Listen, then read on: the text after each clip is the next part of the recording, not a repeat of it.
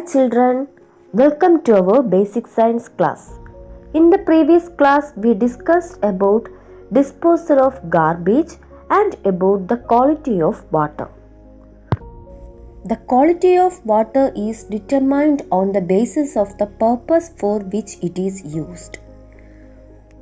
Mixing up of excreta and other pollutants with drinking water is one reason for the pollution of drinking water. What are the methods by which we can purify polluted drinking water? You are well familiar with the conventional methods of purification of water. Look at this picture. What is this? Yes, this is the conventional method of purification of water. And this method is Moochatti Arippa or tripod water filter. Here, water is filtered by passing it through gravel, sand and charcoal. How it works? Let's see. The gravel in the top pot filters the large particles in the water. The sand in the middle pot remove the mud and make the water clear.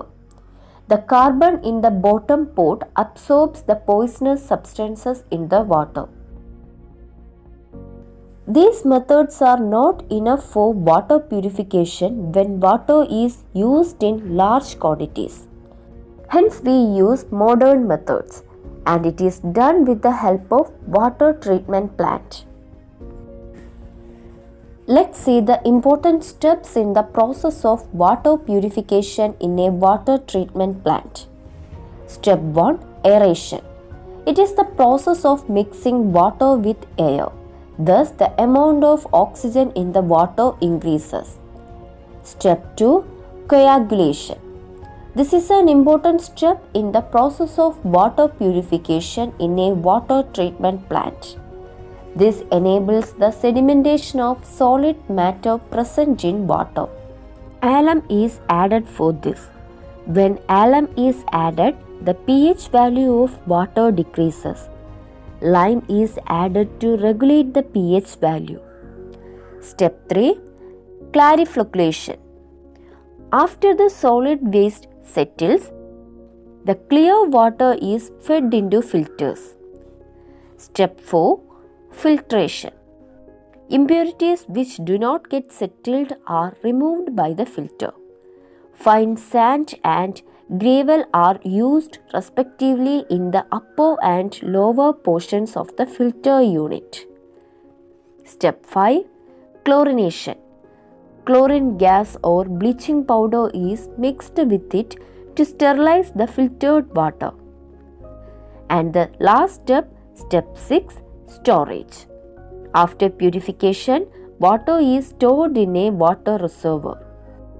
So the important steps in the process of water purification in a water treatment plant are aeration, coagulation, clarifloculation, filtration, chlorination and storage. Water purifiers used to purify water at home have a filter unit and facilities to let ultraviolet rays to pass through it. Ultraviolet rays are used instead of chlorine treatment. Haven't you seen health workers sprinkling bleaching powder into wells to prevent contagious diseases? What may be the reason? Yes, bleaching powder has the ability to kill germs. By the sprinkling of bleaching powder, the well water is free from germs. Next, we are going to discuss about air pollution. Air is as important as soil and water. Nitrogen, oxygen, carbon dioxide and other components are present in atmospheric air. Gases like carbon dioxide and carbon monoxide and smoke containing other chemicals reach air, and they adversely affect our atmosphere. Air is said to be polluted when there is any change in the normal amount of any of the components of air or when foreign substances mix with air. Increased rate of pollution creates many health problems. Let's see some gases, their sources, and how it harms to us. First one, carbon monoxide. It is produced as smoke from automobiles. This combines with hemoglobin in the human body and forms carboxyhemoglobin.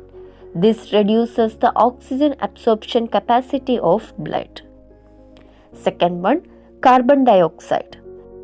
It formed when wood and coal burn. It causes global warming. Third one, sulfur dioxide. It is produced from factories and it causes irritation to eyes, lung cancer and asthma. Last one, oxides of nitrogen.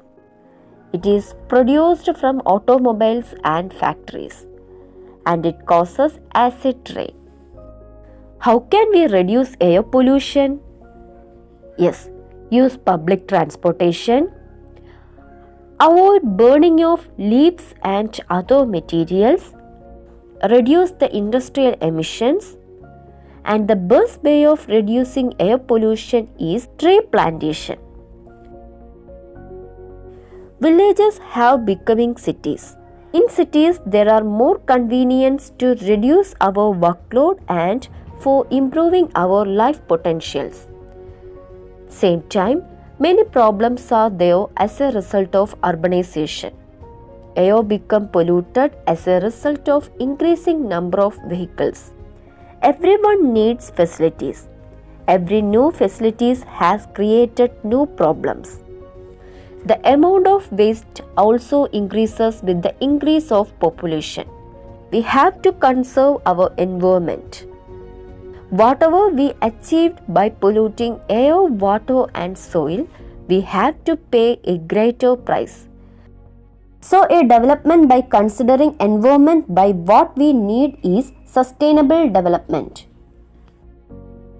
For that, we have to do certain things. Planting of trees, use of public conveyance, obeying rules of pollution control, disposal of wastes at the origin itself, and avoid throwing electronic goods and plastic away after use are some of the steps we can do. Dear students, our 6th chapter for a pollution-free nature has completed.